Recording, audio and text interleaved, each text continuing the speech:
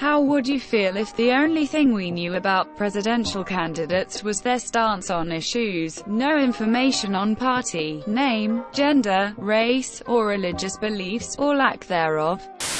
Or imagine a world where people looked at voting history. We might not be as fucked as we currently are. They'd lie even more to get elected than they do now. It should be like the blind auditions on The Voice. Even better, make them wear costumes like The Masked Singer, The Masked President. The best bullshitter wins. Not that that changes much, but without anything to hold them accountable to their statements and commitments, it's just a mess. The issue with just letting candidates talk is that it needs to be adversarial. All good politicians can spin a load of bullshit that sounds nice that the average voter isn't going to fully decipher. If politician A promises to get you a program with outcomes you like, and promises that we can easily pay for it and implement it, especially if it is untrue, an adversarial process is a good thing. I think that debates are good in that they provide a place where the politicians don't fully control their message and are up against people that disagree with them. I think that that is pretty important. I too would like a different debate format, but I would want to keep the adversarial nature. I want candidate A to explain why candidate B is wrong. Not just hear candidate A tell me why they're right, and then hear candidate B tell me why they're right. The last thing I want to hear is an hour-long campaign speech. I can hear that any time I want. I want their ideas attacked. Their ideas need to be attacked. Any debate format that doesn't keep that isn't worth it. I think we need to know more than just the policies. I want to know if they're just saying things for votes or if there's proof of them actually trying to do what they say. Very well saying war is bad, but are you actually protesting against wars, or just saying it's bad, as an example? Exactly. Example, Obama promised to end all US wars. Didn't Trump promise to eliminate the national debt in 8 years? Didn't. See below. Edit. 8 years, not 4. Current timeline has increased it. They are all saying things just for the votes. Only with a single term limit will a politician do what they believe in. It's very easy for a politician to take a verbal stance on an issue. It's different to see their actual history and actions. Politicians would just sound as vague and non-committal as possible, which they usually already do. And we wouldn't be able to hold them accountable if they were being dishonest about their actual platforms and beliefs. It would just cause more problems, if anything. They already lie. At least lie without any labels. Can we add a clause that if you're caught lying, you're sentenced to death? Maybe that'll stop these fuckbag politicians from lying their way into power. I really like this idea. The stock market is a poor indicator of the economy. It matters to the rich, but is irrelevant to most of the working class. And yet it's what gets discussed as the barometer of fiscal policy in the US, which really is problematic, especially when it reflects future expectations by the crowd rather than actual measurements of the past, present, which is what should drive policy. How frequently the market surprises everyone should be a good indicator that it's a poor ruler against which to measure.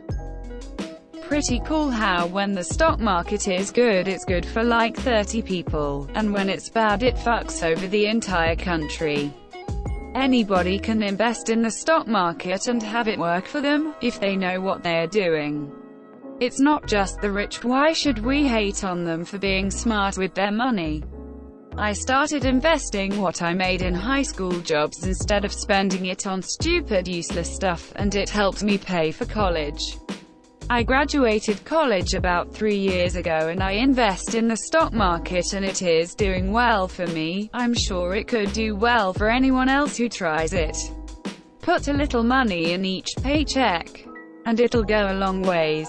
Just go through a stockbroker like Edward Jones or someone who went to school for it and knows what they are doing. there is a good chance you make a decent amount of money. I don't trust anything most politicians say or write. Half the beliefs are just to toe the party line or get votes.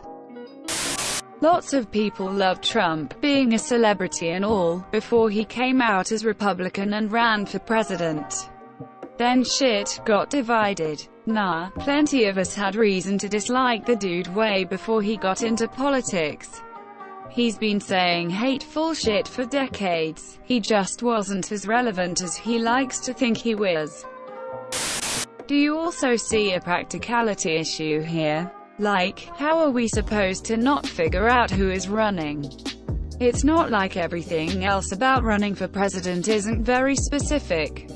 Only a certain number of politicians would even be possible, and running for president, even in secret, is going to be really obvious to all their friends and family. It would be really easy to figure out which politician is running for each party. Once the cat's out of the bag, this whole experiment is a bust.